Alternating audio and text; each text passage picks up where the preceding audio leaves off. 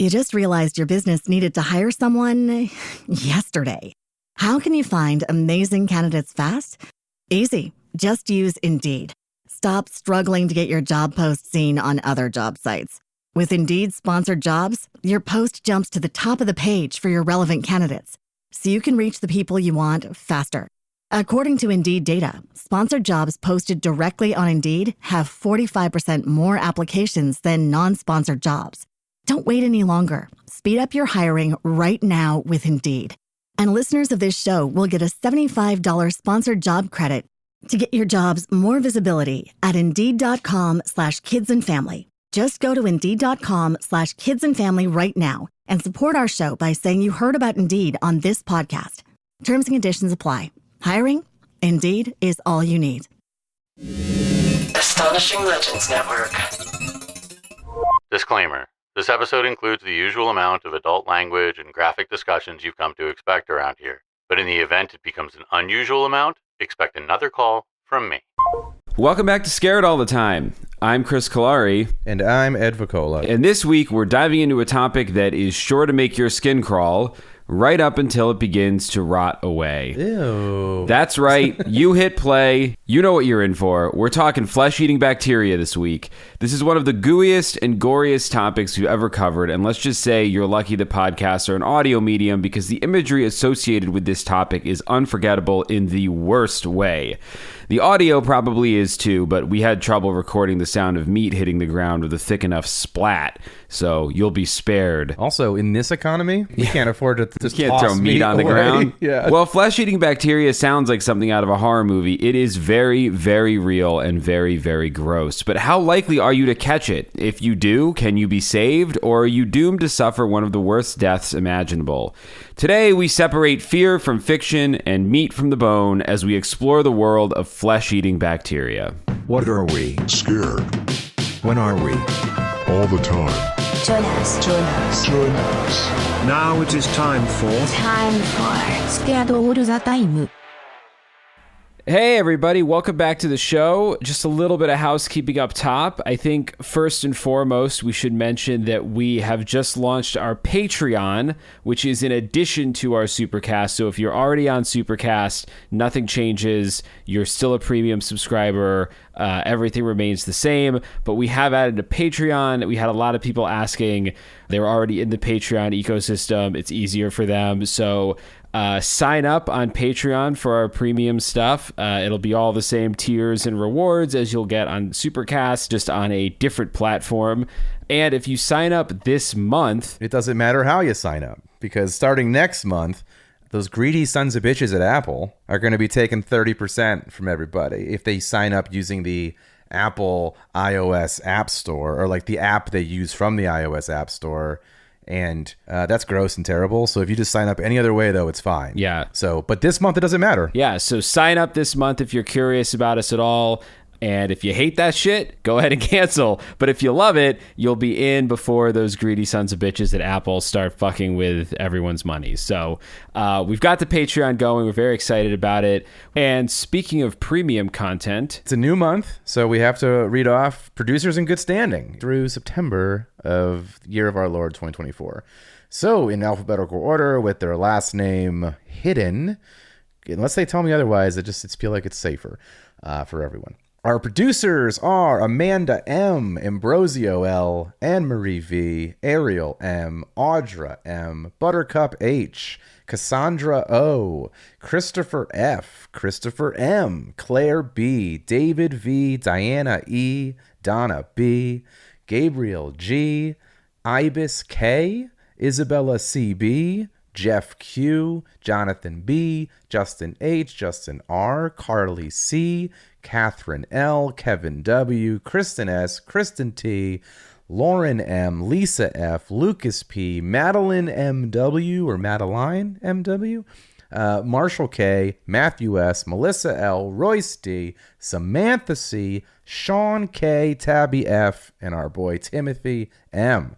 So that again is producers in good standing as of September 2024. Thanks so much for for being producers of this show. Without you, it just wouldn't exist. Hell yeah. Thanks so much, guys. And no matter how you listen to the show, it's a pretty big month over here. We've got all kinds of surprises out this October between now and the end of the month. We put a list of our episodes for the month up on our Facebook group and in our Instagram story. We'll be posting those again so that people can continue to check out what we've got coming up. But we've got a super secret crossover episode with another incredible podcast coming up. We've got our anniversary episode, October 19th, for our 1-year anniversary.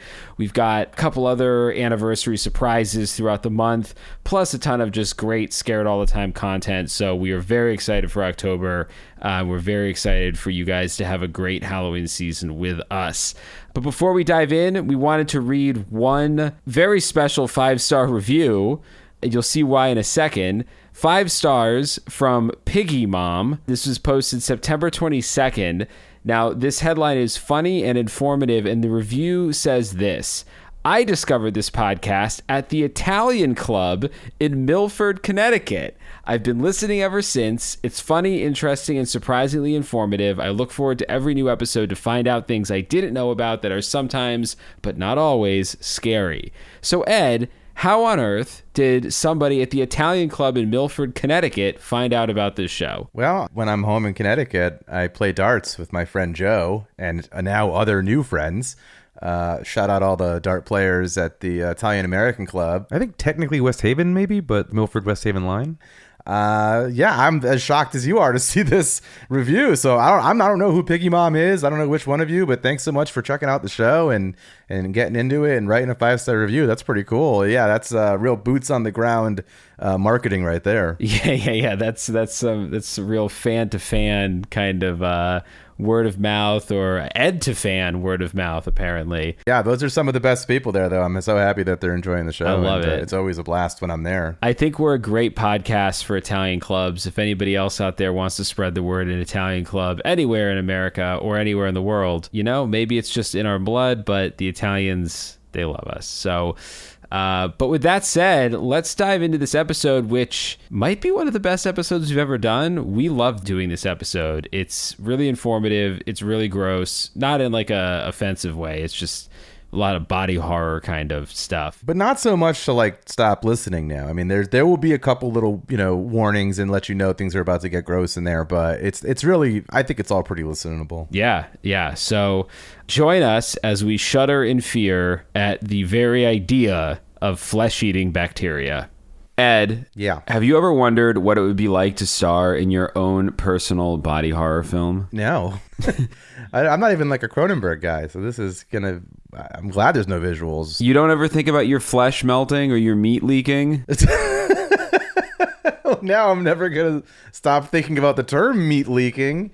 But, I don't know. Sometimes I get... Oh, here's Intrusive Thoughts Corner with Chris. Let's go. Yeah, I don't know. Maybe they are intrusive thoughts. I get wrapped up sometimes thinking about how, like, squishy and malleable all our skin and flesh and muscle is, and there's like so much liquid rushing around inside of us, and we're so easily destructible. Yeah, I think us and the planet Earth are like a huge majority water. Yeah, and so we're just like, we're really tomatoes. Oh God, tomatoes, the suicide bomber of sandwich toppings. What? Yeah, you ever put like if I'm ever gonna eat a sandwich that I know I'm gonna eat later, I always ask that there's no tomatoes on it, because for some reason, like once you put them in the fridge, you come back and everything's just like red and wet. Like I don't know what happened, but the tomato just explodes at some fucking point. Okay. And the sandwich is just sopping wet. So I always, I don't put tomatoes on anything I'm not gonna eat right away. All right, I get it. That makes sense. I can't quarrel with that description. I can't imagine, I know, as our listeners know, we often start with personal experiences with the topic. I can't imagine you have much personal experience with flesh-eating bacteria, do you? No, I've had experience with bacteria in the sense of like when I played sports, things would get weird. You get like athlete's foot or jock itch or whatever. And I imagine that's bacteria based. I don't know. But luckily it wasn't like I didn't come out and be like, well, my foot's gone. Right. It's just bone. Yeah. So it luckily might get itchy or stinky. Yeah. But not rotty. Yeah. But I know that the skin from that, it seems like the skin is it's really ready to be. Yeah. It's ready to get fucked up. Yeah. I mean, I've had infections. I've had like nothing that I've ever had to go to the doctor for, but I'll like get a hangnail that gets infected or like a toenail. I had to go to a doctor for one of the things I just mentioned. It was just like things were too itchy. For your feet? No, it was like for the jock itch situation. Oh. And I remember being like, telling my older brother, I'm like, it's just everything is a nightmare down there. And he was like, oh, okay. So we'll go to the walk-in clinic. I don't know why I didn't just go to my mom with this. And then the doctor I got was like, now that I'm old, I'm like, the doctor was definitely like a 20-something-year-old girl. I just remember being like so embarrassed when I went in. Well, that's why you didn't go to your mom about it. No one wants to go to their mom about jock itch. No, I mean, I go to my mom about a lot. But I mean, I guess you go to your dad about it. I don't know what I probably would have gone to a priest. I feel like. No, I mean, everything else always seemed to be like, all right, well, you shower and stuff and you're fine. For some reason, this was, and they put me on like antibiotics and stuff. But yeah. I mean, that happens. I think almost everyone's had some kind of a bacterial issue or an infection issue at some point. But boy, oh boy, after this episode, are we all going to learn to wash our hands and keep a close eye on infections, because good God, can it go bad really quick. I have two things I wanted to bring up before we start. Neither of them are personal experiences with flesh-eating bacteria, but I wanted to talk about my introduction to this topic because I'm pretty sure the first time I ever thought about flesh-eating bacteria was after or when I saw Eli Roth's movie Cabin Fever. I've never seen it because I know it's gross. It is gross. And I don't love Eli's trajectory as a filmmaker, but Cabin Fever is still this very weird piece of horror detritus from the early 2000s that I have come back to more times than I ever thought I would. I was working at Blockbuster when that came out, and well, like it was on the shelf at least, and I had to like, I remember people would rent it, like couples would rent it, and then they'd come back and they were like, it's gross, bro. And they'd break up. I think they broke up, yeah. I mean, Blockbuster, I remember, made part of the reason I think Cabin Fever is stuck in my memory and whatever is like between Blockbuster and Ain't It Cool News, Cabin Fever felt special. Like I don't remember why. I think because it was presented by Peter Jackson. It was one of those like Peter Jackson presents. And I think there was something about the fact that it was I'd watched enough horror at that point to be familiar with Cabin in the Woods as a genre.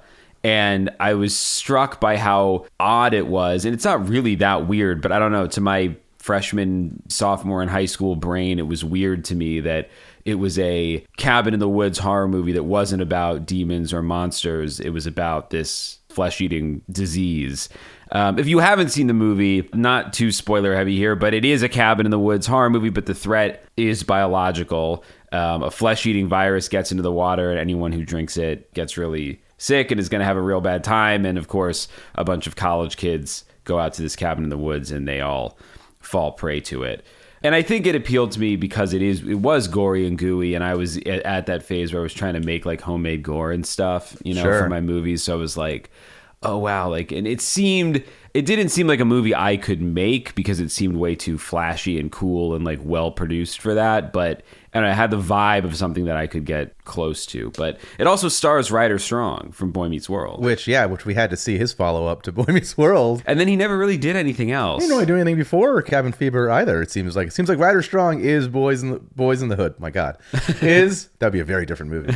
Is Boy Meets World, Cabin Fever, and then nothing. Yeah. I did see him at Trader Joe's a couple times. I think he used to live in my old neighborhood. No, I should have. You should have. You could have added to his IMDb. His very bare, it sounds like IMDb at this point. Maybe I could try to cast him in something. You got to write a Ryder Strong vehicle. Ooh, I like this idea. Well, anyway, the movie Cabin Fever, it's no surprise that it didn't really launch Ryder Strong into the stratosphere of leading men. He's fine in it, but the movie is this weird combination of like an actually pretty funny teen college comedy combined with this viciously mean horror movie. And it has some very weird, almost dreamlike elements, like this one kid who sits out on the porch of a general store and demands pancakes. And when he doesn't get them, he starts doing karate. To this day, I don't know if it's supposed to be like funny or if it's supposed to be unsettling, or maybe it's just, I know Eli Roth was David Lynch's assistant for a while, so maybe he learned about the put elements from your subconscious into the movie or something. Sure. But Pancake Karate Kid feels a lot like possibly a Lynchian element.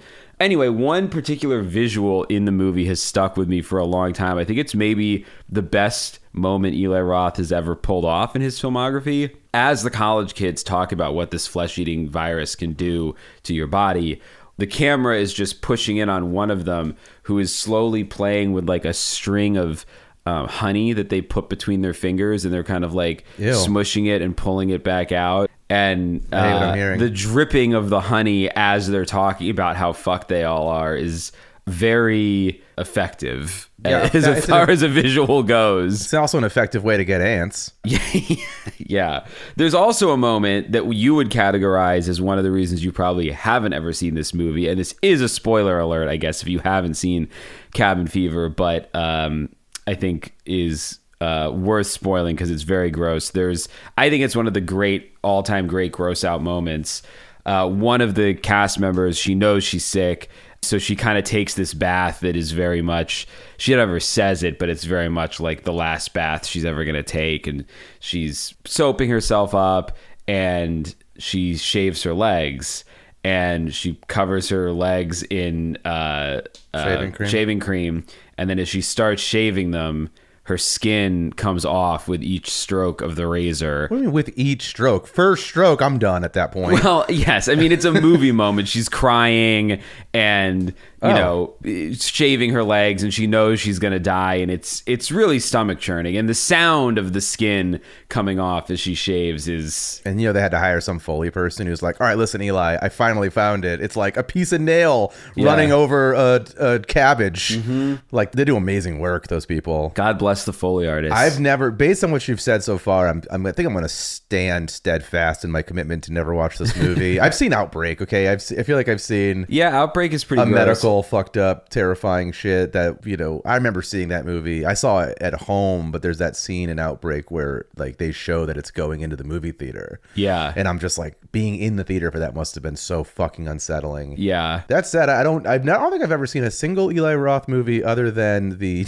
Death Wish remake. Which is not a strong film. Stinker. So Cabin Fever, I think, was my introduction to flesh-eating bacteria, but I was never really worried about it or had any kind of interaction with it until last year when my wife's cat got bit by a spider. I think we might have talked about this in the spider episode, but it's a story worth repeating because it's very relevant to this episode. I would say the spider episode and Eaten Alive will definitely have things we're going to circle back to from those episodes that have to do with like necro flesh shit. Probably, yeah, I think so. But yeah, so last this would have been September-ish, we came back from a trip back east and found that Anna's cat, Nico, had this weird lump kind of growing around his jaw.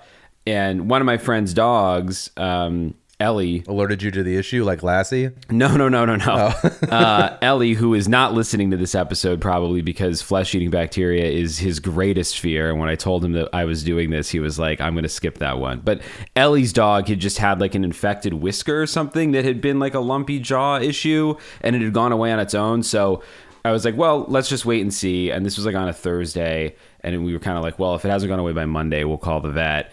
Sunday morning, Nico jumps up on the bed, and there's photos of this in the show notes. Nico jumps up on the bed, and there's blood all down his chest. Like, it looked like he got hit with a squib or something, or like a bullet wound almost. We should probably mention now, I should just ask you on the listener's behalf. Yes. This is a show notes to just not open, right? Even like that photo sounds horrible. The Nico photos, there's no gross photos in the show notes. Great. There's no gross photos in the show notes. Feel free to go to the show notes, people. Except for the Nico photos. So we like panicked and took him to the vet right away. And Nico, to his credit, like didn't seem to think anything was wrong. His credit? Yeah, well, he wasn't panicking or crying. Sure. He was just sort of like, you know, he didn't seem to be too fazed by any of this. I still figured it was just like a really big cyst maybe, or like, you know, something infected that had burst. The vet comes out after they clean it up, and she's like, this is what's going on. And she shows us this photo that's in the show notes, a photo of the cleaned up wound. And this cat had a hole in its neck. Wow. Like a eaten away hole that you could like stick your finger in its neck. I don't know how he was alive, honestly, at this point, and I didn't think he was gonna live. Now it's time for Nico's last bath. Yeah. But Nico was a strong guy, and it healed up really quickly. It healed up in a couple of weeks, a couple of bandages and some antibacterial cream, and Nico was back on his feet.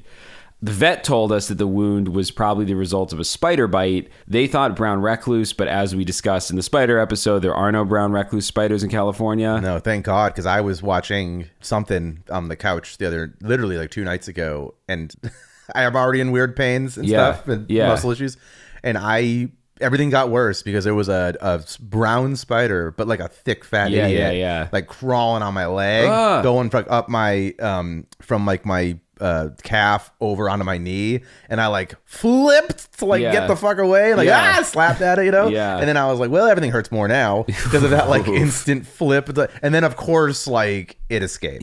So well, it wasn't a brown recluse. No, I know. That just happened. So I'm throwing that in. Personal horrific moment. But the point of the story is that the flesh in Nico's neck hole was necrotic. That's you love those dark, what the hell is that metalcore shit you're into, like you talked about last episode, like that sounds like a song title or a lyric. we're gonna hit a few more of those. There's one portion in particular where we'll highlight some band names. Yeah, for real. Jesus Christ. Actually, Necrosis is a death metal band for sure. I don't know if Necrotic is, but Necrosis definitely is. Yeah, but is Nico's bloody neck hole or whatever? No.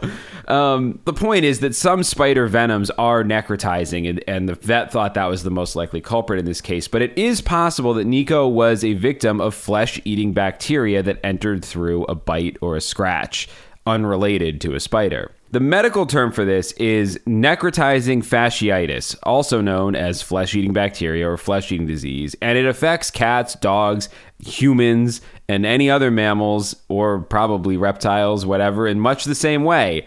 Necrotizing means it causes tissue death, and fasciitis refers to the fascia inflammation, which is tissue under the skin. Oh, boy. According to WebMD, the most accurate site on the internet. At least the most anxiety-filling, right? Like, people go to WebMD all the time and be like, what's wrong with my fucking leg? Cancer. It's cancer. It's tooth cancer. According to WebMD, these life-threatening infections affect skin, muscles, and soft tissue and cause patches of tissue to die. It spreads quickly and aggressively in an infected person, causes tissue death at the infection site, and can be deadly if not treated right away. Every year, between 700 and 1,150 cases are diagnosed in the U.S., and concerningly, rates have been increasing. Well, no. This could be due to increasing awareness of the condition, which would lead to increased reporting. Like there was a spike in 2019 of a couple, when I say unrelated, it's not like the flesh-eating bacteria is like, coming out of a pipe in the ground. It exists out there in the world, but there were a couple of unrelated cases in 2019 where there was this media frenzy of like, oh no, the flesh-eating bacteria is out there. Oh boy. It's just those orange tubes in New York City that like always have smoke coming out of the ground. Yeah. What is that? Do you think that's flesh-eating bacteria? So this could be due to increasing awareness of the condition leading to increased reporting, or it could be increased bacterial resistance against antibiotics. Oh, wow. Yeah. As you know, I'm very bad at taking pills. Yeah. So you have no antibiotics in your body. I never take anything. Yeah. And so I think I was like 30 before I got my first pill down without applesauce. Mm-hmm. And so, yeah, even when I got my wisdom teeth out, I gave away those Vicodin. Like, I'm not taking these giant pills. You know what I mean? Like, so I just kind of grin and bear it for most stuff. But now I can kind of swallow pills. But yeah, so I wonder if I'm good, I guess, for a bit. If part of this is antibiotics. Maybe. It could be. One statistic, though, is concerningly consistent. Up to 1 in 5 cases of necrotizing fasciitis result in death. 1 in 5? 1 in 5. So basically, when it gets going, it gets going. Yeah. Okay. And there's 2 types of necrotizing fasciitis. Fast and instant. Yeah. Type 1 is polymicrobial, which is when more than one bacteria, usually a mix of aerobic and anaerobic bacteria, or bacteria that thrives on oxygen and in oxygen-free environments, they can combine to cause an infection. Type 2, or monomicrobial, is a form caused typically by one bacteria. Commonly, in this case, it's a group A streptococcus or staphylococcus aureus bacteria, which is the same type of bacteria that causes strep throat. But several types of bacteria, including group A streptococcus and Vibrio vulnificus, which is a bacteria that lives in water, have been linked to this disease. And an analysis of A. streptococcus, the group A streptococcus genomes, revealed that a series of genetic changes began to occur in the early 1970s. The final changes that took place before the strain became a voracious flesh eater happened around 1983, when less virulent strains acquired the genes that are needed to produce the toxins in humans that kill the flesh. So at least with that one bacteria, something happened in the 80s, in the late 70s, early 80s, that turned it from just a strep throat causing bacteria into a I'll eat your flesh and kill your family bacteria. Wow. I mean, the 80s was a hell of a, that was this excess. Yeah, I'm gonna blame Reagan. No, but it was. Everything was bigger in the 80s. So it's just a bacteria in a business suit, like screaming on the stock exchange floor. Yeah. And I want to pause to note that technically, even though these bacteria have been coined flesh-eating bacteria, they don't really eat the flesh. Not in the way sinkholes eat towns. Not in the way that sinkholes eat towns. What happens is that when these particular types of bacteria get into deep tissue and reproduce, they release toxins that damage the tissues, which disrupt the blood supply and ultimately cause tissue death. So your tissue, your flesh, your muscle will start to die at the site. And then as the bacteria multiply, the area of tissue death will gradually increase. The open wound develops, it grows in size, and it gives the appearance of the tissue being eaten, even though really what's happening is it's just dying. It's just dying from the inside out. Yeah, it's dying from the inside out. It's the worst Pixar movie, dying from the inside out. Yeah. It's about an anxious streptococcus bacteria. Oh my God, dude. It's just the Inside Out 2 trailer where it's like, who are these guys? And instead of Inside anxiety, Out 3 is a streptococcus comes in and eats what's Becky or whatever the girl's name is.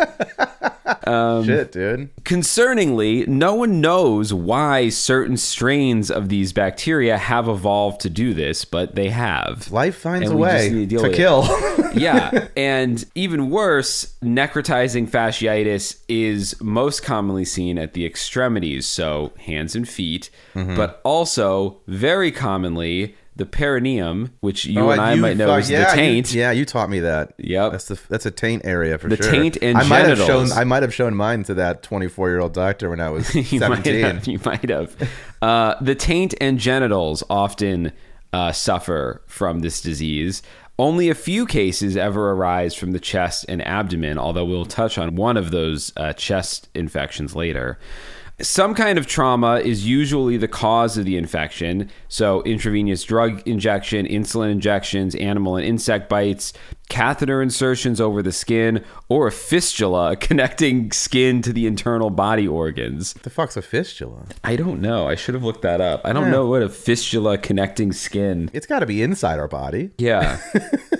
I mean, a fistula connecting skin to your internal organs sounds like a medical problem in and of itself. Yeah. So, But fistula might be. Who cares? But I'm never gonna look it up. These are things I don't want to Google. And later we will touch on. Well, I think now is maybe a good time to bring up that this is literally one of the reasons that if you have any kind of a cut, bite, scrape, infected, it sounds gross, but toenail, anything, soap, water, peroxide, because what's scary about flesh-eating bacteria is that the bacteria that cause this are everywhere, literally everywhere. Yeah. And they're rare, but they're rare. They're rare, but they're everywhere. Listen to what you're saying. What I mean is you don't have to fall into standing water or something. You know, the bacteria itself is rare, but it could just be on a kitchen counter. It could be in a car.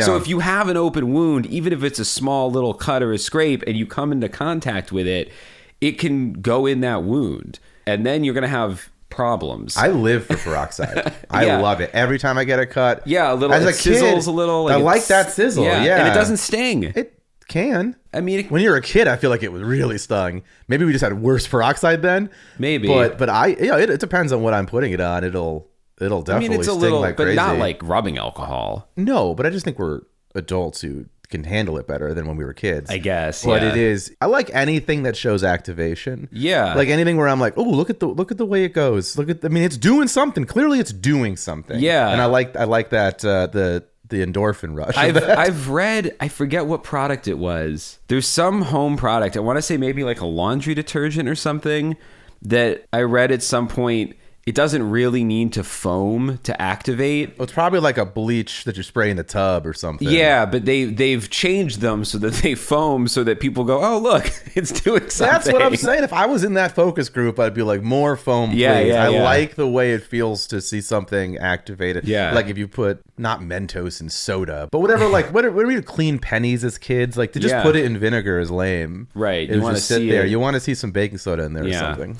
So where were we here? Oh yeah, the skin fistulas or whatever. Infections such as abscesses and ulcers can also complicate necrotizing fasciitis. And for infections of the perineum and genitals, trauma, surgery, UTIs, urinary tract infections, stones, and Bartholine gland abscesses are the usual causes of necrotizing fasciitis in your balls. Now, when I read that bit about necrotizing fasciitis occurring at the site of drug injections, it immediately reminded me of stories I've heard about a drug called Tranq. Have you heard of Tranq? I've never heard of Tranq. Okay, Tranq is bad. Yeah, I'm about to say, I mean, you could just say, I mean, all needles are a problem. Yes, well, Tranq is a drug that has made news in Philly and I think all over the world for creating zombies out of users. No, they call them zombies. Now, this isn't like bath salts that like... Oh my God, remember bath salts? That was all over the news. Yeah, maybe we'll do an episode on bath salts. I feel like that was kind of an overhyped thing, but that was like a methamphetamine that people would like freak out, and then one guy like ate another guy's face in Florida. That's the one that made the news. Yeah. So this is different. This creates zombies in the sense of people who, are like wandering around, mumbling, staring off into space. You're saying the entirety of La Brea right now are Tranq users? Well, and Kensington. There's a street in Philly called Kensington where there's been videos of dozens of people using this drug just who are out on the street, and it looks like a kind of a horde of zombies. And part of the reason it looks that way is not only are they mumbling and staring at the sky and everything, they're covered in open flesh-eating wounds. Oh, wow. Like every place that they've taken Tranq turns into a... Well, yeah. Like where they even... It can, yes. It can become infected and the muscle and skin and tissue gets eaten away. My buddy's kid, Jordan, just moved to Philly. So if you're listening, Jordan, stay off the fucking Tranq, bud. Yeah, I don't know. I mean, I feel like Tranq's one of those drugs where you end up trying it if you have a really like deep emotional wound that you're like, I'd rather be almost dead, you know? Sure. I have an emotional wound that I would like to be more wounds all over my body. Yeah. But so I thought that it must be necrotizing fasciitis infecting these wound sites. It turns out that this is actually a little different. These wounds are centered around the injection sites and the flesh is necrotic, but in this case, the wounds are not caused by bacteria. It's actually almost worse. I found an explanation from a woman named Barbara Schindler, MD, the Vice Dean Emerita and Professor of Psychiatry and Pediatrics at Drexel University College of Medicine. Oh my God, this is where Jordan went. Oh, well, He's Jordan... at Drexel. Dude, don't get on Tranq. And if you're even thinking about it, maybe stop by this lady's office. I'm sure she's got some like horrific visuals to deter you from starting down that Tranq path. Barbara calls Tranq worse than fentanyl and says it, quote, causes serious sedation, putting the brain to sleep, lowering blood pressure, and slowing the heart. It also causes skin lesions because it constricts blood vessels. And these lesions form not just at the injection site, but also on various areas of the body where the skin starts to decompose. And one of the scariest things is that it's not an opioid. So Narcan doesn't even begin to touch this. We have no antidote, so to speak. But it's just as addictive. I mean, I guess I shouldn't speak to its level of addiction, but I would say if people are continuing to inject it into open wounds, yeah, it's probably it's probably fairly addictive. It seems to have a hold on them at that point. Yeah, it's really horrific. We could probably do a whole episode on Tranq. You just realized your business needed to hire someone yesterday. How can you find amazing candidates fast? Easy. Just use Indeed. Stop struggling to get your job post seen on other job sites. With Indeed sponsored jobs, your post jumps to the top of the page for your relevant candidates, so you can reach the people you want faster. According to Indeed data, sponsored jobs posted directly on Indeed have 45% more applications than non-sponsored jobs. Don't wait any longer. Speed up your hiring right now with Indeed. And listeners of this show will get a $75 sponsored job credit To get your jobs more visibility at Indeed.com/kidsandfamily. Just go to Indeed.com/kidsandfamily right now and support our show by saying you heard about Indeed on this podcast. Terms and conditions apply. Hiring? Indeed is all you need. But this is flesh-eating bacteria, not constricted blood vessels causing flesh death. So let's go back under the microscope. I thought we'd touch on the history of flesh-eating diseases. Now, the history, obviously, as with most things in the natural world, is they've been around a long time. Some strains have developed more recently, such as the strains in the 80s. But the first descriptions of this disease appeared thousands of years ago in the writings of the father of medicine himself, Hippocrates. He was prolific. We've talked about the big guy on the show before. He's a total genius. He also believed in some weird shit, like what we've talked about before, I think in the homunculus episode. Oh, he might have been one of the guys who we weren't even going to do homunculus, and it comes back all the fucking time. It's my proudest moment is suggesting it. One of the things I found in this run of research that Hippocrates believed in was the wandering womb theory, which stated that a woman's womb was not stationary, but that it in fact moved around inside of her and caused various problems as it ping-ponged around inside her body. So he's against the idea of these fascial hooks or whatever. Like, there's nothing keeping anything. No, nothing's locked tied down. Sure. The best description I found of wandering womb theory from the time was this, written in 2nd century AD, although I think this was written not by Hippocrates, but by Galen or one of Galen's. Robert Frost wrote a poem called My womb found a fork in the woods. Road, and it decided to just kind of cruise around a lady's body, just all over. The best description I found was this, written in 2nd century AD. Quote, "In the middle of the flanks of women lies the womb, a female viscus, closely resembling an animal, for it is moved of itself hither and thither in the flanks, also upwards in a direct line to below the cartilage of the thorax, and also obliquely to the right or to the left, either to the liver or the spleen, and it likewise is subject to prolapsus downwards, and in a word, it is altogether erratic. It delights also in fragrant smells and advances towards them, and it has an aversion to fetid smells and flees from them. And on the whole, the womb is like an animal within an animal." Okay. First off, this sounds like a person who failed every exam, and then they had to do the hands-on, show me you removing a womb. And it's like going to cut the wrong place. It's like, what are you doing? He's like, come on, you know the womb moves. We don't know where it's at. First off, we don't know what you're talking about. And then the student's like, what I'm going to need? I'm going to need a couple of mint leaves, and I will draw the womb to where I'm cutting. I will draw it by these sweet smells, and you guys will see. You're onto something there. It's just so wacky. It's just like, it just seems like a person who lied in their resume, trying to make up for cutting into the wrong place by being like, oh, these pesky wombs, dude. They're on the move. They more were using the womb, and I didn't put too much into the show because, again, I didn't want to get too sidetracked. We've got a lot of flesh eating left, but they looked at the womb as a way to try to explain the differences between men and women, because they knew it was one of the big things that women had that men didn't. What was the... So... Wait, is Hippocrates the same guy who had that other, like, ridiculous theory about women that's like, oh, they don't have tonsils or some shit? Or I forget. They don't have knees or... they didn't have something that was very easy to check. Yes. So this guy... Oh, it was the teeth. It was... Oh, they have less teeth. They have less teeth. So Hippocrates, I gotta say, he was a shy guy or something. He had some blind spots, and they were all female related. Yes. I think many of the men of this time had similar blind spots, but it doesn't take away from the fact that Hippocrates is one of the fathers of modern medicine. And in the 5th century BC, he described necrotizing soft tissue infection as a disease where those affected would have, quote, erysipelas, which is a kind of red blotchy skin, all over the body, while the cause was only a trivial accident, meaning, a scrape, a cut, whatever. Bones, flesh, and sinew would fall off from the body, and there were many deaths. Okay. So that was what Hippocrates knew about necrotizing fasciitis.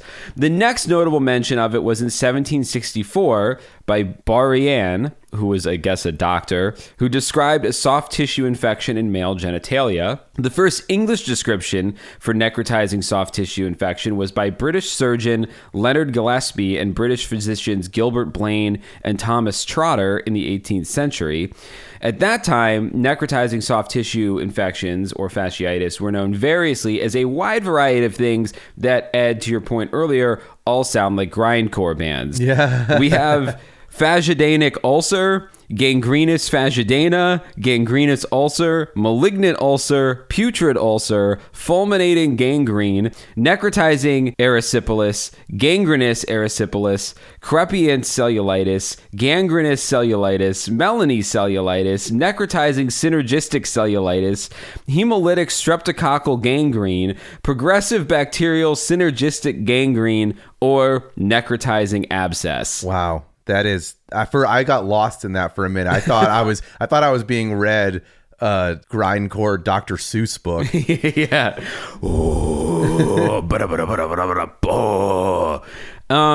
For people listening at home, I wasn't expecting whatever that was. It was an attempt and now it's in your grindcore. ears. In 1871, the same disease was recorded by a man called Joseph Jones, who was an army surgeon for the Confederate Army.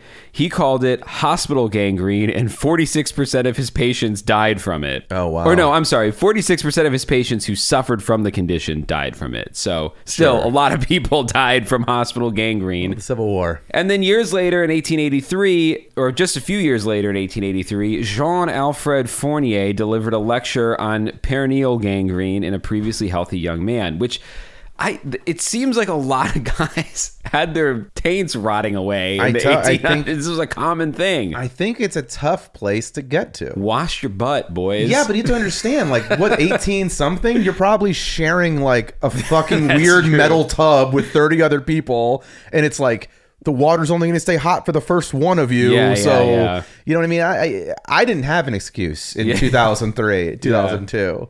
But these guys definitely have excuses, probably. Yeah, true. Well, anyway, Everyone was wearing wool in the summer, especially the Civil War uniforms. Were just like hot ass wool. Yeah. Jean-Alfred Fournier ended up coining the term necrotizing fasciitis that appears on the male genitalia is now known as Fournier's gangrene, which is a hell of a way to be remembered. Oh my God. So yeah, that was his name? That was his name. He put his name to it and he's proud of it. I guess he helped people. He fixed them maybe. Or someone else named it because it's just what the guy would never stop talking about. Oh, it's Fournier's gangrene. You know, he's always on about that gangrene. Yeah. I think it's because he's cheap. And like he'll be like, oh, I'll buy dinner tonight. It's on me. And then he gets there and starts talking about gangrene. No one orders anything because they don't want to eat. And so that's how he got out of big tavern bills at the time. It's not a bad idea. I'm starving. Oh, I just went to dinner. Yeah, you know. I actually had a great idea. I can't say you're supposed to. Don't try this. Don't try this. Don't and it try probably anything wouldn't we say. work. But I was thinking, what if, so everything when they flip the screen around now for you to like, you order coffee or whatever, they flip the screen around, you got to sign. I mean, I walk right away because it might be a tip thing there. What if you signed it void? I don't think it Would matters. you be able to challenge the charge? I don't think so. Okay, because it says right above its signature. Right. It doesn't say thoughts on this transaction. Anyway, it's just a thought I had while standing in line. In 1952, an American surgeon named literally just Wilson, as far as I could find. Wow. I feel like every episode now I get to bring up Dennis the Menace. Yeah, Mr. Wilson. Or possibly I saw him also referred to as B. Wilson, but I couldn't find a name for this guy other than Wilson or B. Wilson. But he's the one who coined the term necrotizing fasciitis. Oh, so he was smart. He's known for a disgusting term and took his name out of it. Right. He wasn't like Wilson's balls infection. Yeah. He wasn't like, and again, that's Brian Wilson at 740 Banana Street. Yeah. It's ball infection. Yeah. Yeah. He's like, just go by Wilson. I'll just go by Wilson. Thank you. Now, here's where we get to the good stuff. Here's where we get to what people really want to hear. Oh, God. Here's what happens if you're unlucky enough to come down with a case of the fash. You're unlucky enough to get into this show and get to this episode. Here's what you can expect. The early symptoms of an infection with flesh-eating bacteria usually appear within the first 24 hours of infection. Symptoms are similar to those of other conditions like the flu or a less serious skin infection. They're also similar to common post-surgical complaints, which really sucks because one of the ways people can become infected is through a poorly cleaned and treated surgery. Yeah. So if you wake up from surgery with swollen, infected red skin, you get to play a fun game of, is this a common post-surgery symptom or am I infected infected with a flesh-eating bacteria. Oh, wow. So these symptoms can include serious pain, including areas other than the skin that look swollen or red, inflammation, fever, nausea. There's also, if you have any of these symptoms, you should keep an eye out for increasing pain in the general area of a minor cut, abrasion, or other skin opening. Pain that is worse than would be expected from the appearance of the cut or abrasion. Redness and warmth around the wound. Those symptoms can begin at other areas of the body. Flu-like symptoms such as diarrhea, nausea, fever, dizziness, weakness, and general malaise. And intense thirst due to dehydration. You know what's crazy is you just sound like a fucking commercial for medicine right now. Yeah. That's all I can think about hearing you list this stuff off. And I'm like, God, definitely don't want a skin infection. Right. But there are people who hear that and they're still like, give me Ozempic. It sounds great. Like people hear all that shit in the commercial and they're still fine with it. So well, I mean, Ozempic, I guess, is a well, I just picked a thing. I see. I just picked a thing out of the air. Some medicines, like, you deal with the symptoms because they're treating something much worse. No, I get it. I'm just saying that you sounded like, again, only country in the world basically that has ads for this shit. But, Right. But it is something we hear 25 times per football game I'm watching. Well, you won't hear any of these, I don't think, during a medicine commercial. More advanced symptoms happen around the painful infection site within 3 to 4 days of infection, and these can include swelling, possibly with a purplish rash, large violet-colored marks that turn into blisters filled with dark, foul-smelling fluid, discoloration, peeling, and flakiness as tissue death begins, dizziness, fatigue, or nausea. Oh, if you're saying I'm going to hit my goal weight, I'll take it. And just wait till you pop those blisters filled with dark, foul-smelling fluid. You'll lose another 4 pounds of dark fluid. That's true. And every womb in the area will run from you. Yeah. I imagine at this point, most people will be concerned enough to see a doctor or go to the ER. I hope so. But if they don't, critical symptoms will develop within 4 to 5 days of infection, and these include a severe drop in blood pressure, toxic shock, and unconsciousness. If you haven't received treatment at this point, the infection is going to tear through your body, and it's highly likely that you will die. If you don't die, and again, only 1 in 5 does, although I would assume maybe that 1 in 5 is someone who waits to get it treated. Yeah. You're in for a very, very bad time. So I turned to Quora to try to find some survivor stories. Okay. The first story I found was from an anonymous poster. A real Wilson type. Yeah. Quoth the anonymous, I got hit by necrotizing fasciitis 3 months ago. A smooth criminal. Yeah, the strep strain, which I believe is the most aggressive. It entered a small 2 to 3 millimeter cut on my elbow. What's it like to have a flesh-eating disease? It was, of course, horrific. The pain wasn't so much in my arm, but my head, my legs, and my insides. A repulsive, agonizing pain, which was the onset of toxic shock, I think. I had a bad fever and was hallucinating, very low blood pressure. I went to A&E. I don't know what that is. I don't know. Some The department television? at the... Yeah, I went to A&E and said, do I have a reality show for you? It must be some intake at the hospital or something. Maybe, yeah. And signed a form to allow them to amputate my arm. Luckily, they didn't need to amputate. I had a great surgeon who made a call to cut my arm open from my wrist to my shoulder and started cutting away infected areas within 2 hours of arriving at hospital. Wow. Oh, at hospital? No fucking article? This is England. Oh, yeah. This is a Commonwealth country, Yeah, which is yeah, why yeah. he even went to begin with, because it's like they have free healthcare. Yeah. So he didn't wait like we would. Yeah. Over the next 3 weeks, my arm was kept open, and every 2 days I would get surgery to remove infected areas. It was incredibly painful, ! And a very long 3 weeks, ! Anyway, I have nothing to complain about. I survived, kept my arm, and have a cool scar to show for it. Hell yeah, brother. Yeah, this guy's handling it a lot better. This person's handling it a lot better than that spider guy who was like, if I lose my fucking arm, just kill me. Yeah.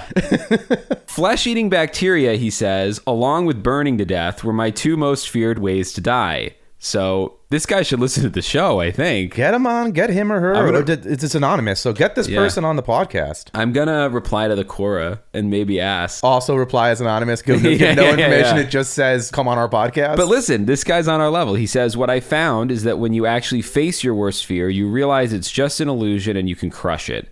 Anyway, life now tastes sweeter than it ever did, and the experience reinforced what's important in life. Overall, it has had a positive impact on me, strangely enough.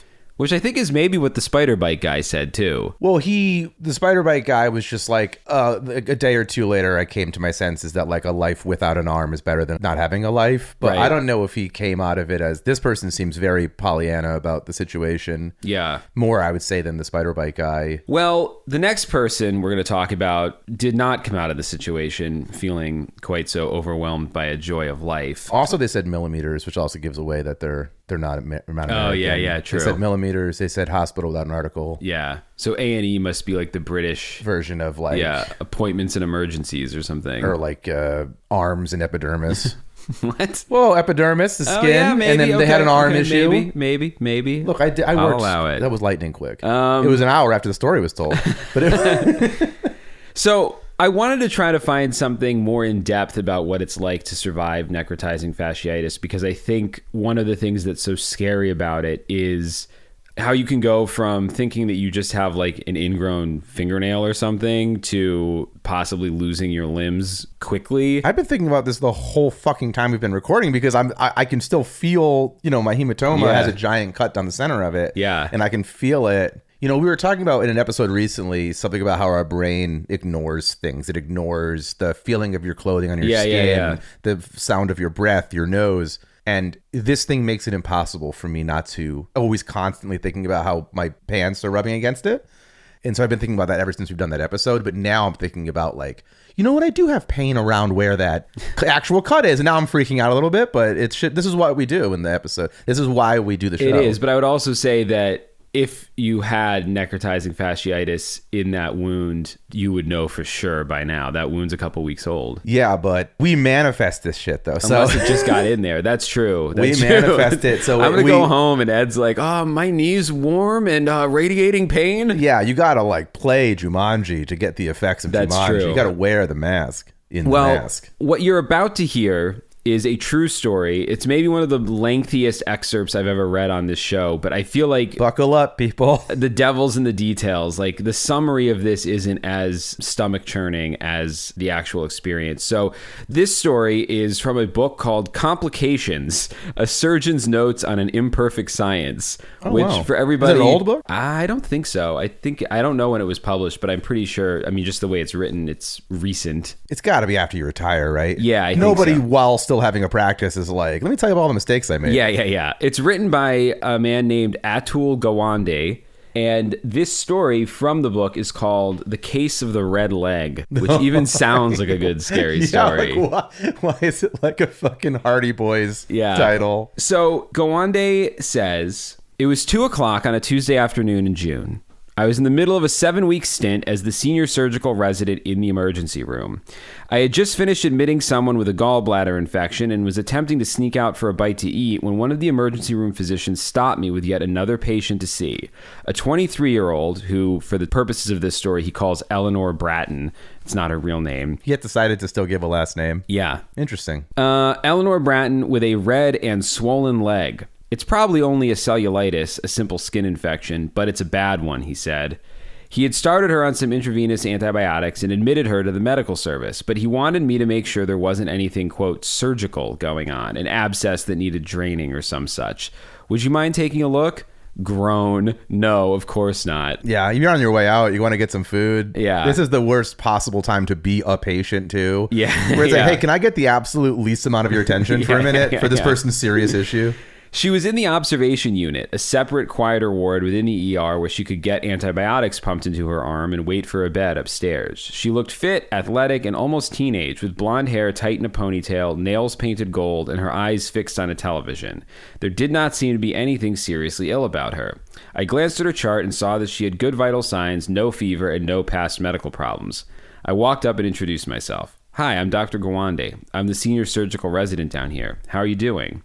You're from surgery, she said, with a look that was part puzzlement and part alarm.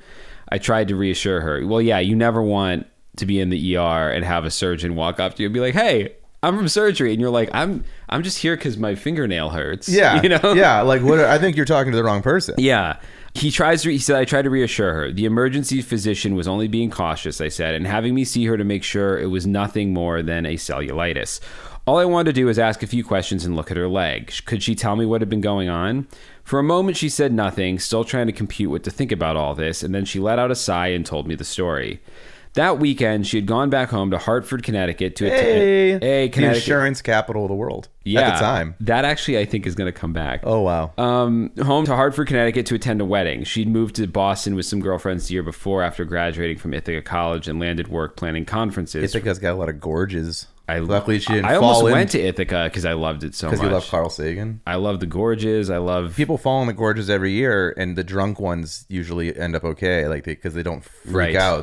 They just like fall limp. Yeah. Carl Sagan and Twilight Zone. Rod Serling. Rod Serling went Who to also Ithaca. took the same train this girl probably did, because he wrote a lot of... I just found this out. He wrote a lot of Twilight Zone on the train from Westport, Connecticut into the city. Nice. That's where he would like work on episodes on the train. Well, he almost could have written this story. Well, not really. There's no surprise twist, but anyway, she went to this wedding. The wedding had been grand, and she had kicked off her shoes and danced the whole night.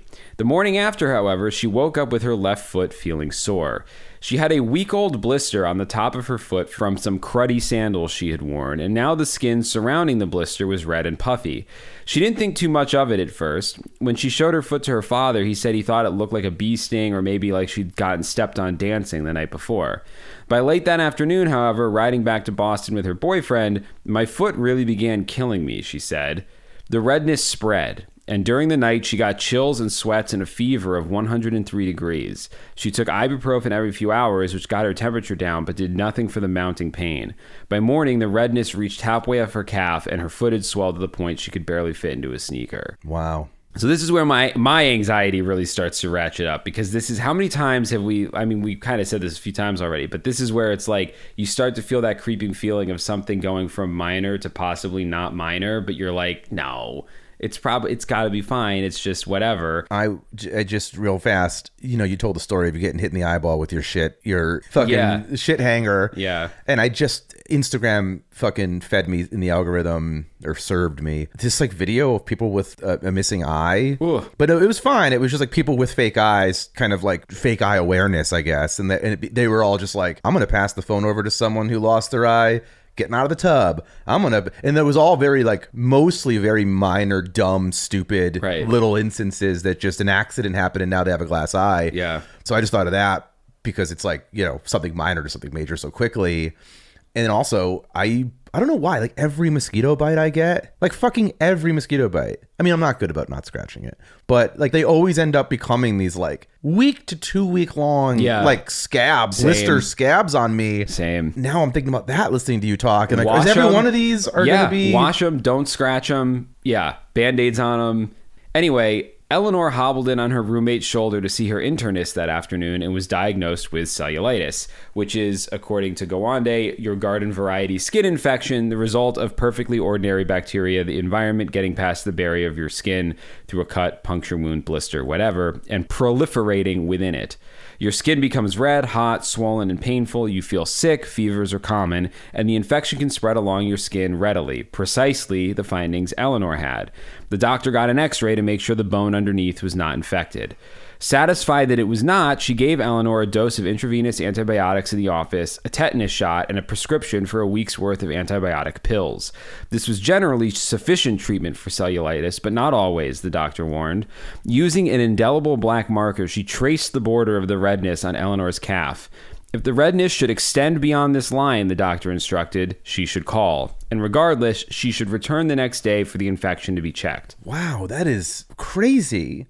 I mean, I wouldn't be able to do anything. I'd be checking that black line every minute to be like, oh, fuck, it's getting closer. It's getting closer. Well, the next morning, Elenor said, which was the morning that this story started with Dr. Gowande, she woke up with the rash beyond the black line. Oh, no. And stretching to her thigh, and the pain was worse than ever. So this is pre-Gowande showing up into the story. So someone else had already had the brilliant idea of drawing on this woman. Yeah. Gotcha. So she phoned the doctor, who told her to go to the emergency room. She'd need to be admitted to the hospital for a full course of intravenous antibiotic treatments, the doctor explained. I asked Elenor if she had any pus or drainage from her leg. No. Any ulcers open up in her skin? No. A foul smell or blackening of her skin? No. Where's your womb right now? Would you say it's more up near your throat or down near your pelvis? Any more fevers? Not since 2 days ago. I let the data roll around in my head. Everything was going for cellulitis, but something was pricking at me, making me alert. I asked Elenor if I could see the rash. She pulled back the sheet. The right leg looked fine. The left leg was red, a beefy, uniform, angry red, from her forefoot across her ankle, up her calf, past the black ink line from the day before to her knee, with a further tongue of crimson extending to the inside of her thigh.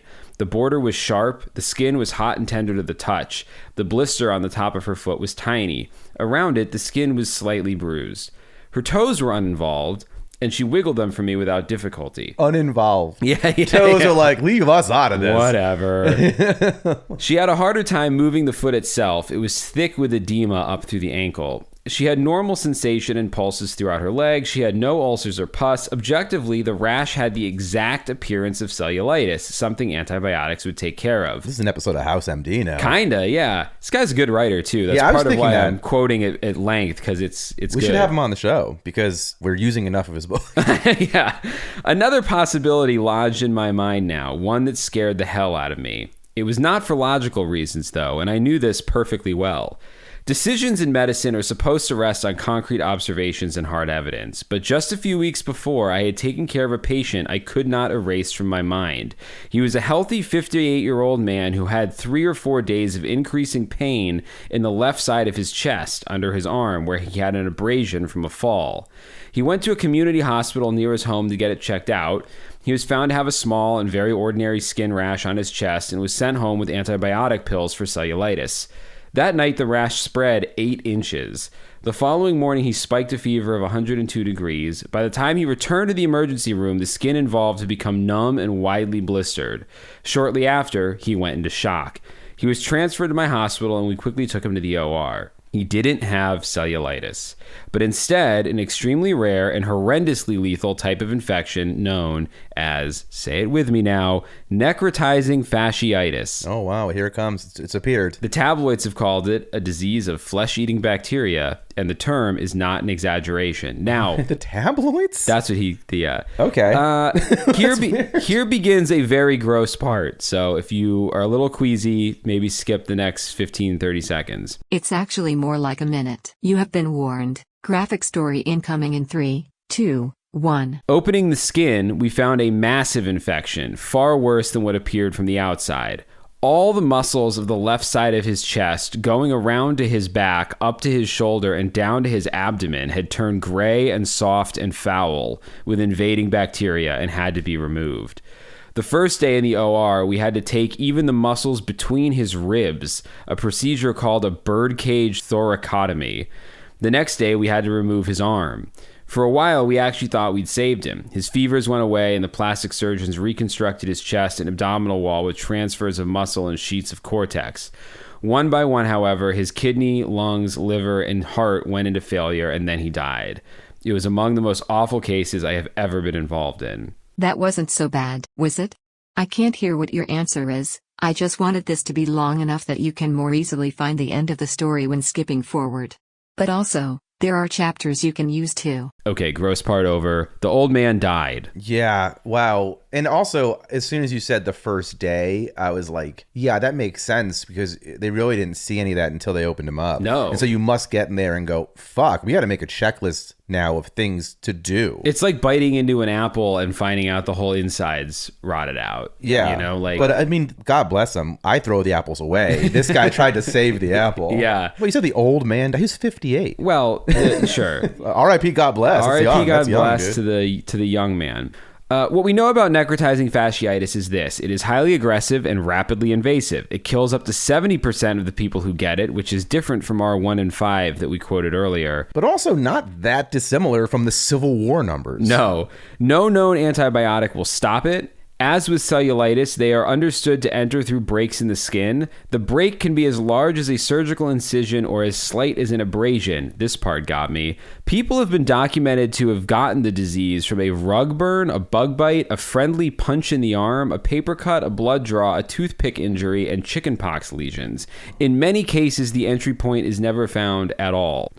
Unlike with cellulitis. I don't like this. No, dude, never found. So it can get in through a wound that you're not even aware that you have. I mean, a bug bite, I mean, if it's not the kind that make you itchy, like you would just never even know, right? I mean, I guess, but even then you'd think they'd go like, oh, here's where the skin seems to be falling off. Oh, look, it's centered around a bite or something. well, that's a little bit of that Hippocrates, or I guess the Tranq boys or whatever, moving wounds, not moving wombs, where it's like, yeah, the entry point is here, but then there's now lesions or whatever opening other places. But also the idea that you can be playing like punch buggy with someone in the car, and now you're going to lose that arm. I guess, but yeah, I don't know, man. Very so scary. Every mom out there, do they still hit kids with wooden spoons? Well, don't do that. You'll give your kid necrotizing fasciitis. That's what I'm saying, dude. That should be a PSA. Yeah. I know they're running you up the wall, but don't hit them with the wooden spoons no more because your kid's going to lose its ass. Unlike with a cellulitis, the bacteria invade not only skin, but also deep underneath, advancing rapidly along the outer sheaths of muscle, the fascia, and consuming whatever soft tissue, fat, muscle, nerves, connective tissue they find.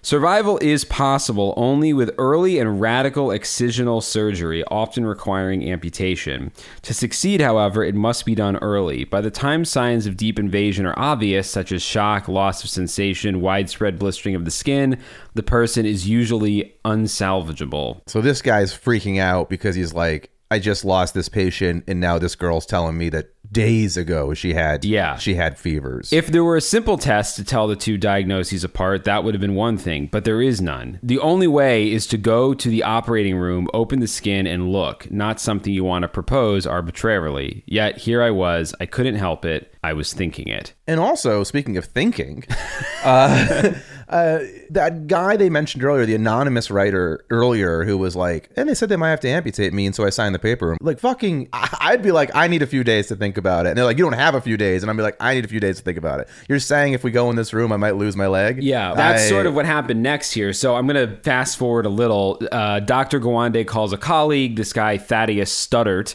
the stud of the hospital. Oh, shit, dude. He's the general surgeon on call, and Gawande explains he thinks they could be looking at a case of necrotizing fasciitis. Studdert looks at Eleanor's leg and explains to her and her father, who had arrived at the hospital at this point, that it's most likely cellulitis, but it could be this other very rare, dangerous thing, and there's no way to know without performing a biopsy. If the fasciitis is found, they have to remove all of the infected tissue, which could mean performing an amputation. So father and daughter request a second opinion. They call a plastic surgeon with a degree from MIT who concurs that it's very unlikely to be necrosis, but the biopsy should be performed. So Eleanor and her father agree to the surgery, but when it comes time to sign the papers, Eleanor freaks out and starts to cry, as one would. Absolutely. Because you have to not only agree to the biopsy, you have to agree to losing your arm potentially if the biopsy comes back positive, and there's no waking up between that. You just go to sleep thinking, well, they might just take a little skin, or I wake up without an arm. Wow, yeah, that's true. Fuck. Yeah. So you're like, you're waking up and immediately looking down at whatever they just operated on to be like, is it still there? Yes. Holy shit. Yeah. Well, I know how this is. Yeah. And moving up the fear tier before we even get there. So then they ask for time to see if antibiotics will help, and the doctors are concerned because it's already been a few days and it can quickly go from barely presenting to killing you. So they say, no, you have to kind of decide now. Sure. And so they do. They agree to it. So now this is another gross part. So It's probably no more gross than the last one, but this is like a 5-minute stretch, so it's probably easier to use the chapters than skipping ahead. You have been warned. Graphic story incoming in 3, 2, 1. Back to Gawande's writing. Quote, the anesthesiologist put Eleanor to sleep. A nurse then painted her leg with antiseptic from her toes up to her hip. With a small knife, Studdert cut out an inch-long ellipse of skin and tissue from the top of her foot, where the blister was, down to her tendon. The specimen was plopped into a jar of sterile saline and rushed to the pathologist to look at. We then took a second specimen, going deeper now, down into the muscle from the center of the redness in her calf, and this was sent on as well. At first glance beneath her skin, there was nothing apparent to alarm us. The fat layer was yellow, as it's supposed to be, and the muscle was a healthy glistening red and bled appropriately. Sure. That's what you want to see. Yeah. When we probed the tip of a clamp inside the calf incision, however, it slid unnaturally easily along the muscle as if bacteria had paved a path. Wow, that's just time and experience, right? Yeah. Like if I had done that on the second surgery of my life, I might have not noticed, but No. this guy's done a few and he's Yeah. like, that's not how it's supposed to feel. This is not a definitive finding, but enough of one that Studdert let out a sudden, disbelieving, oh shit. He pulled off his gloves and gown to see He what said that out loud, you think? Yeah. That's what he says. That's the beauty of having your patient knocked out. Yeah. He pulled off his gloves and gown to go see what the pathologist had found, and I followed right behind him. To fast forward a bit again, the pathologist calls in a dermatopathologist or a skin pathologist, Sure. and after another really intense 40 minutes, they find deep tissue that has begun to die. No cellulitis could do that, so he gives the official diagnosis of necrotizing fasciitis. Studdert says they need to move fast. He has no idea if they can save the girl's leg or her life. Yeah, they also have just no idea like how far in any direction this soft gone. snow goes or whatever. Yeah, well, especially because the last case Gowande did with that old guy, he had like a pain under his arm. They opened him up, and the whole like side of his body, it seems like, was just like rotted away. It took days to find that too. I mean, if this was a movie, you know, he's like, oh, please excuse me for a moment, and he like collapses into lockers, Yeah. you know, freaking out and sweating and like seeing like flashbacks of him having to talk to that guy's family about, you know, it's just like, are you cool over there, bro? Are you good to do this? Because I'd be like, you're freaking out. There is a whole scene, because this was so long, I left some stuff out, but there is a whole sequence in here where he does go to talk to the dad and explain, and then the dad's got to call we the don't mom, need that and on the show. I mean, but it's crazy and very scary. So Dr. Gowande again, in the OR, they slit open Eleanor's leg from the base of her toes across her ankle to just below her knee to get a full view of what was going on inside. They pulled the opening wide with retractors. The disease was grossly visible now. In her foot and most of her calf, the outer fascial layer of her muscles was gray and dead. A brownish dishwater fluid was seeping out with a faint smell of decay. Tissue samples and bacterial cultures would later confirm that this was toxic Group A streptococcus advancing. Group A showed up. Group A is here. Fuck, dude. Group A boards first, baby. I thought about... And they lose all your luggage. Yeah. I thought about a BKA, a below-knee amputation, Studdert says. Even an AKA, an above-knee amputation. No one would have faulted him for doing either, but he found himself balking. She was such a young girl, he explains. It may seem harsh to say, but if it was a 60-year-old man, I would have taken the leg without question. This was partly, I think, a purely emotional unwillingness to cut off the limb of a pretty 23-year-old, the kind of sentimentalism that can get you in trouble. Well, we have an episode coming out next week where it's the same rules with dolls. Yeah. But it was also partly instinct again, an instinct that her youth and fundamentally good health might allow him to get by with just removing the most infested tissue, called a debridement, and washing out her foot and leg. Was this a good risk to take with one of the deadliest bacteria known to man loose in her leg? Who knows? But take it he did. I don't think when he wrote that, he did it in that who knows voice. He probably was like, who knows? But take it he did. For 2 hours, using scissors and electrocautery, Studdert and this other doctor, Siegel, cut and stripped off the necrotic outer layers of her muscles, starting from the webbing of her toes, going up to the tendons of her calf. They took out tissue going 3/4 of the way around. Her skin hung from her leg like open coat flaps. Ugh. Higher up, inside the thigh, they reached fascia that looked pink-white and fresh, very much alive. They poured 2 liters of sterile saline through the leg, trying to wash out as much of the bacteria as possible. At the end, Elenor seemed to be holding steady. Her blood pressure remained normal, her temperature was 99 degrees, her oxygen levels were fine, and the worst-looking tissue had been removed from her leg. But her heart rate was running a bit too fast, 120 beats a minute, a sign that the bacteria had provoked a systemic reaction. Oh my God, I thought you were going to say a sign that she was in another episode of ours waking up during surgery. No. I would like everyone on our show to just be in one episode at any given time. Yeah, truly. No crossing of worlds here. Yeah, please. She was requiring large amounts of intravenous fluid. Her foot looked dead, and her skin was still burning red with infection. The gross part for now is over. You hear that? It's over, Chris says for now, but I don't think anything else comes up that requires Mr. Disclaimer or Trivia Bot. Dr. Gawande then details the decision-making process to transport Elenor to another hospital to place her in a hyperbaric chamber to increase the amount of oxygen available to cells like immunity cells that could help them destroy the remaining bacteria. So do you think they keep her asleep? No, they woke her up in between. For the transfer? Yeah. Oh, wow. That's part of what I cut out. And she's like, she panics. She thinks she can't feel her leg, and then she can feel her leg, and it's a whole thing. But yeah. She eventually goes back under.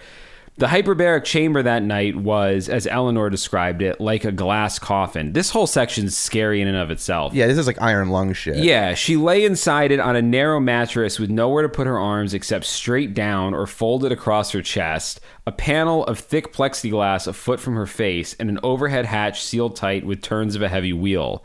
As the pressure increased, her ears kept popping as if she were diving down into a deep ocean. Once the pressure reached a certain point, she would be stuck, the doctors had cautioned. Even if she should start throwing up, they could not get to her, for the pressure could only be released slowly or it would give her the bends and kill her. One person had a seizure inside, she remembers them telling her. It took them 20 minutes to get him out. Lying there enclosed, more ill than she'd ever imagined she could be, she felt far away and almost totally alone. It's just me and the bacteria in here, she thought to herself. Oh my God, did she tell him that after? I guess, yeah. The next morning, we took her poetic back. License. Yeah. The next morning, we took her back to the operating room to see if the bacteria had spread. They had. No. The skin over most of her foot and front of her calf was gangrenous and black and had to be cut off. The edges of fascia we had left behind were dead and had to be excised as well. Who's that guy? What was his name who has gangrene named after him? Fournier. But Fournier's gangrene is only in your perineum and genitals. Okay, well, it's the little wins. Yeah. But, well, here was a little win. Her muscle was still viable, including in her foot. So the skin was dead, but the muscle wasn't. Oh, good. And the bacteria had not killed anything up in her thigh. She had no further fevers. Her heart rate had normalized. We repacked her wound with wet gauze and sent her back for more hyperbaric oxygen 2 hours twice a day. We ended up operating on her leg 4 times in 4 days. At each operation, we had to take a little more tissue, but each time it was less and less. At the 3rd operation, we found the redness of her skin had finally begun to recede. At the 4th operation, the redness was gone, and we could see the pink, mossy beginnings of new tissue in the maw of her wound. Only then was Studdard convinced that not only had Elenor survived, but her foot and leg had too. You just realized your business needed to hire someone yesterday. How can you find amazing candidates fast? Easy. Just use Indeed. Stop struggling to get your job post seen on other job sites. With Indeed sponsored jobs, your post jumps to the top of the page for your relevant candidates, so you can reach the people you want faster. According to Indeed data, sponsored jobs posted directly on Indeed have 45% more applications than non-sponsored jobs. Don't wait any longer. Speed up your hiring right now with Indeed. And listeners of this show will get a $75 sponsored job credit to get your jobs more visibility at Indeed.com/kidsandfamily. Just go to Indeed.com/kidsandfamily right now and support our show by saying you heard about Indeed on this podcast. Terms and conditions apply. Hiring? Indeed is all you need. That gotta be so pumped. I mean, she's gotta be broken. Yes. Broken human being there's of a like follow-up here. of like this is the worst experience ever. But if on the surgery side you have to be like pumping your fists in the air, they're like fucking hell yeah, we finally got to a manageable place. Yeah, well, there's a bit of an epilogue here that we'll talk about. Elenor died a year later. No, she survived. But a lot of the stuff I cut out, but a lot of the stuff that's interesting is that... Please call it a lot of the stuff that you surgically removed. A lot of the stuff that I surgically removed from this story is about the doctor explaining, like, this is how doctors make decisions. Because everyone always complains, about, like, they went to the doctor and this doctor didn't think it was this doctor didn't think it was that, they should have given them pills for this. And this is an extreme case, but part of what he's talking about is, like, it's tough. Like, this is an imperfect science. We aren't wizards. We can only diagnose what we're looking at. And, another doctor may not have, a biopsy is a very serious thing. And another doctor might be like, there's a 1% chance that this is necrotizing fasciitis. Let's just give her some pills and send her home. Yeah. And what's amazing is because that is the response you would expect from a person on their way to lunch. And so the fact that this guy he's so into his profession. Yeah. And so has I guess you would think an inquisitive mind, probably what led him into medicine to begin with. Yeah. The hunger probably subsided and was like, I have a new problem to solve. And this is exciting. And in a weird way, that guy that died kind of saved this girl's life because Dr. Gawande wouldn't have been thinking about maybe it's necrotizing unless that guy had died. So also, he's got to be, it's just two so close together, and it seems such a rare issue. Oh yeah, that's true. Yeah, this is statistically running into it once is nuts. Running in into your career it twice, yeah, in the span of a few weeks in the same city. Yeah, I'd be like, shut the fucking water down. Something's happening. Yeah. The happening is happening. Yeah. Wow, this is I'm gonna read this book. Maybe it sounds gross, but this is really good. Pretty good. So he says then, and this is the follow-up that I think is worth covering because it touches on some other fear things. It was a year before I saw Elenor again. Passing through Hartford, I called in on her at her family's home, a roomy, spick-and-span, putty-colored colonial with a galumphy dog and beds of flowers outside. Elenor had moved back home to recover following her 12 days in the hospital, intending to stay only temporarily, but instead finding herself nestling in. Returning to a normal life, she said, was taking some getting used to. Her leg had taken time to heal, not surprisingly. In her final operation, done during her last days in the hospital, we had needed to use a 64 square inch skin graft taken from her thigh to close the wound. My little bum, she called the result, although I think it might be burn, but the photocopy on the text that I found was fuzzy. I think maybe my little burn, she called the result. I don't think you should have a name for it at all. Satan, the devil, she called the result, rolling up the leg of her sweatpants to show me. It wasn't anything you'd call pretty, but the wound looked remarkably good to my eye. In final form, it was about as broad as my hand and ran from beneath her knee to her toes. Inevitably, the skin color was slightly off and the wound edges were heaped up.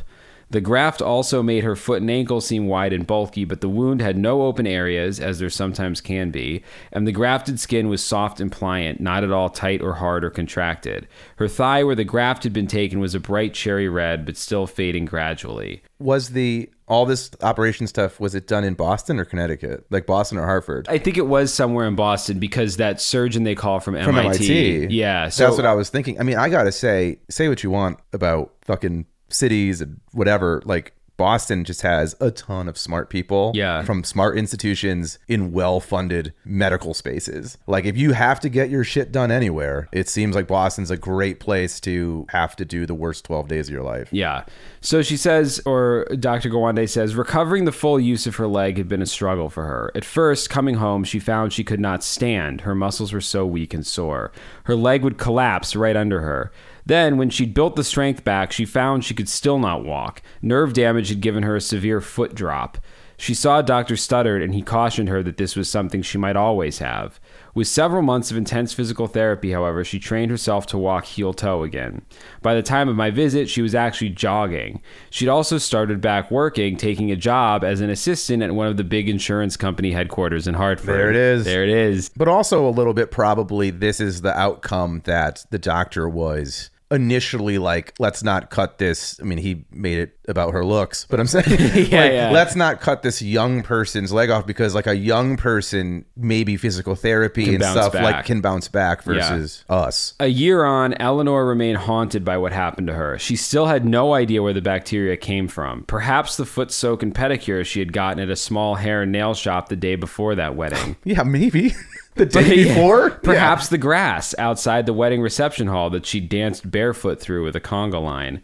Perhaps somewhere in her own house. I'd say one of those first two is more likely than her own house. But anytime she got a cut or a fever, she was stricken with mortal fear. Oh my God, the anxiety. She has PTSD 100% from this. She would not go swimming. She would not immerse herself in a bath. She would not even let the water in the shower cover her feet. I still haven't driven on the highway at night. Yeah. Well, after this, you apparently won't shower or cover your feet. Oh my God, yeah. Her family was planning a vacation to Florida soon, but the idea of traveling so far from her doctors frightened her. The odds, the seeming randomness were what disturbed her most.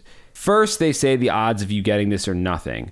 1 in 250,000, she said. Unless you're in Boston and 2 will show up in 2 months. Yeah, but then I got it. Then they say the odds of my beating it are very low, and I beat those odds. Now, when she asked us doctors if she could get the flesh-eating bacteria again, we told her once more the odds are improbably low, 1 in 250,000, just like before. I have trouble when I hear something like that. That means nothing to me, she said. Oh my God, that's true. She was sitting on her living room sofa as we talked, her hands folded in her lap, the sun rippling through a bay window behind her. I don't trust that I won't get it again. I don't trust that I won't get anything else that's strange or we've never heard of, or that anyone we know isn't going to get such a thing. That is it. Wow. So that's psychologically, the fear. The fear is baked in, and it's got to be crippling, no pun intended. Yeah. In a totally different way, but strong kid, I guess. Yeah. And great doctors. But that's why I wanted to read the whole thing, because I guess I wanted to illustrate that the fear of a flesh-eating bacteria goes way deeper, no pun intended, than just the, oh no, look, it's gross on my arm. Like, there is such a process to, if you actually come down with this, and it affects you in so many different ways that I never even thought about when I started researching it. Yeah.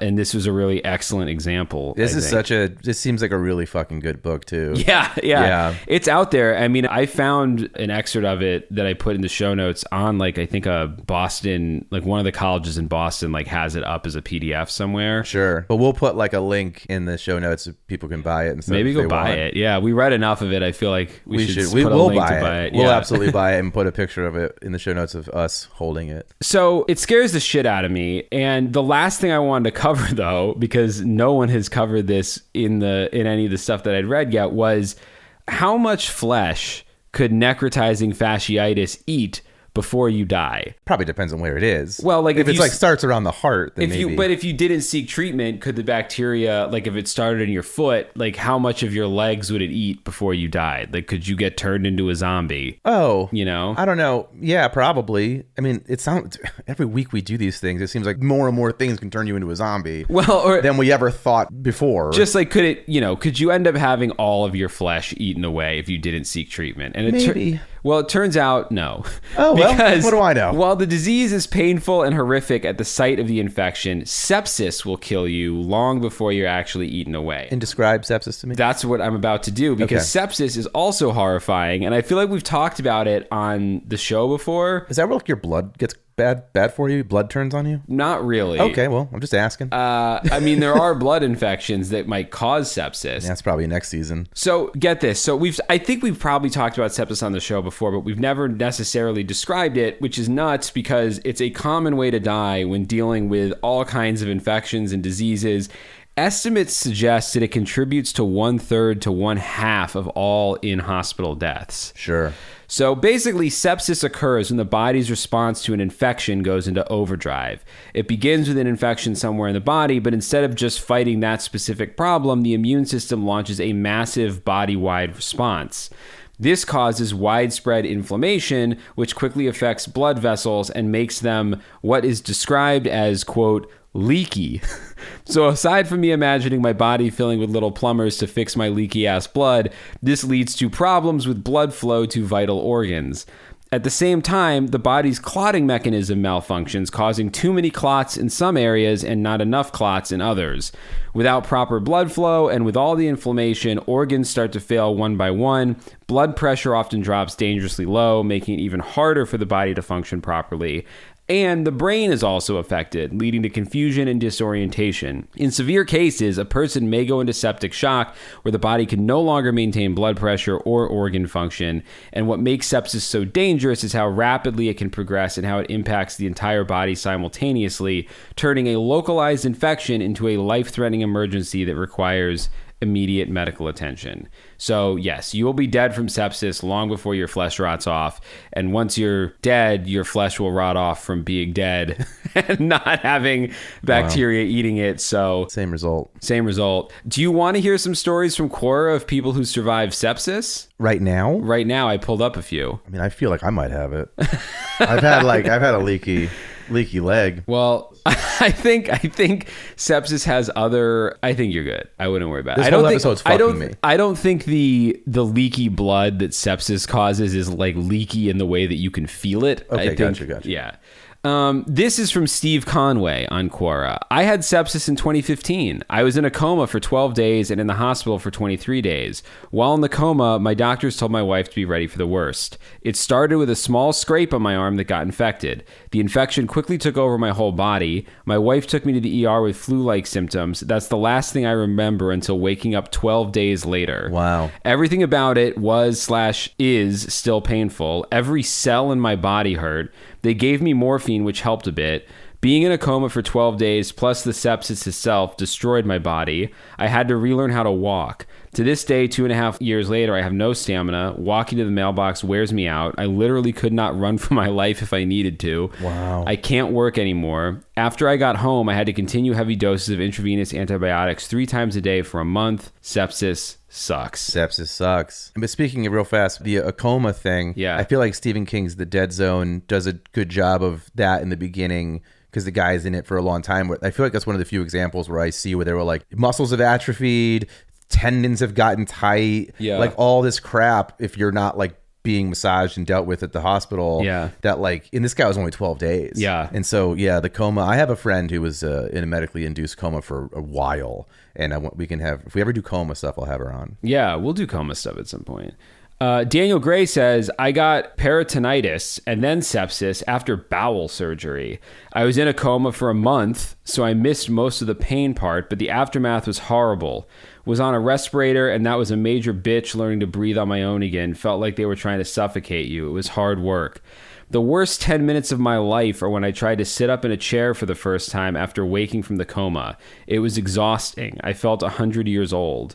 You never totally recover from sepsis. 2/3 of those with sepsis don't survive. So if you're here to talk about it, you're one of the lucky ones, even if a little broken. Wow. And then finally, this gem from a man named Timothy John on Quora. You may be unconscious if you're lucky, but you could be awake throughout the entire ordeal. My case of sepsis, driven by massive inflammation, felt like my body was on fire, burning from the inside out. 2 rounds of morphine did nothing. Relief came when the antibiotics set in, ending about 10 hours of god-awful pain. I'm grateful that the ER nurses, lab techs, and physicians identified the cause and proper treatment. But sepsis, like cancer, never really goes away. It hides. It tried to kill me once, and I think it would like to try again. Jeez. Whew. Man, these are... What an ep. This is a crazy... I mean, anytime we enter the medical space, it's really been eye-opening. And yeah, I'm ready for the fear tier if we're ready to go there. Yeah, let's go to the fear tier. Fear tier, fucking, God, neck and neck with waking up during surgery. I think it's eked out waking up during surgery. Yeah. What started as a flesh-eating bacteria, what is this episode called? Flesh-eating bacteria. It's, that's the root cause of the fear, but I feel like the psychological aftermath of either this girl's story or the sepsis people is what makes it so scary. It's not that like this really scary thing happened for 12 days. Yeah. It's that I now live with the fear of this scary thing coming again. But then more importantly is I was just kind of shook by that woman being like, the veil has been uncovered in my life of probability means nothing. Yeah. You know, and I've always said this, you know, which is I don't think everything happens for a reason, but I think everything happens.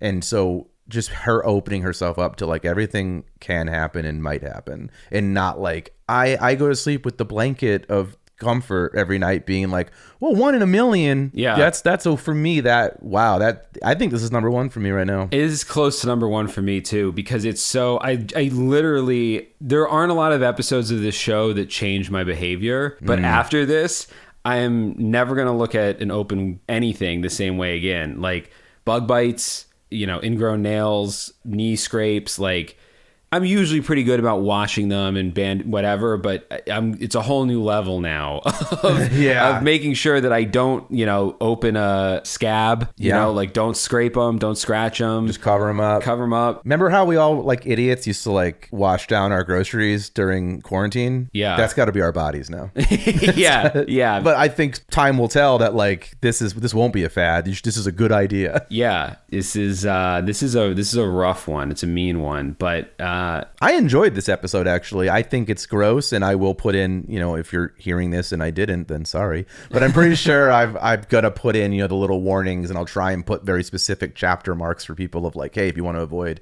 But I didn't think anything was actually that gross, because it's just medical. What are you going to do? You can't really get around it. Yeah, it's all body stuff. And we had the wonderful text from this writer who's a good writer. So fucking crazy. I think this was a good episode, and an eye-opening episode, and an episode we can learn from, and the way that I feel like we learned a lot during sudden death with just stuff to think about with aneurysms and berries under your branches and stuff. It's just, if there's anything we've learned this season and partially last season, is just a little bit of preventative stuff in your brain of like maybe getting checked up, maybe when you wouldn't have previously. Yeah. If you feel something, do something about it. And also maybe like get a physical every year, especially if it's already covered by your insurance or something. Yeah, absolutely. All right. Well, guys, wash your hands. And we'll not of this show. Not of wash this your show. hands of this show. No, we love no. having you here. We will see you next week. Until then, this has been Scared All the Time. I'm Chris Cullari. And I'm Ed Voccola. See you next week. Bye-bye. Scared All the Time is co-produced by Chris Cullari and Ed Voccola. Written by Chris Cullari. Edited by Ed Voccola. Additional support and keeper of sanity is Tess Feifel. Our theme song is the track Scared by Perpetual Stew. And Mr. Disclaimer is... And just a reminder, you can now support the podcast with SAP Premium and get all kinds of cool shit in return. Depending on the tier you choose, we'll be offering everything from ad-free episodes, producer credits, exclusive access, and exclusive merch. So go and sign up at scaredallthetimepodcast.com. Don't worry, all scaredy cats welcome. No part of this show can be reproduced anywhere without permission. Copyright Astonishing Legends Productions. Good night. We are in this together. Together. You just realized your business needed to hire someone yesterday. How can you find amazing candidates fast? Easy. Just use Indeed. Stop struggling to get your job post seen on other job sites. With Indeed sponsored jobs, your post jumps to the top of the page for your relevant candidates, so you can reach the people you want faster. According to Indeed data, sponsored jobs posted directly on Indeed have 45% more applications than non-sponsored jobs. Don't wait any longer. Speed up your hiring right now with Indeed. And listeners of this show will get a $75 sponsored job credit to get your jobs more visibility at Indeed.com/kidsandfamily. Just go to Indeed.com/kidsandfamily right now and support our show by saying you heard about Indeed on this podcast. Terms and conditions apply. Hiring? Indeed is all you need.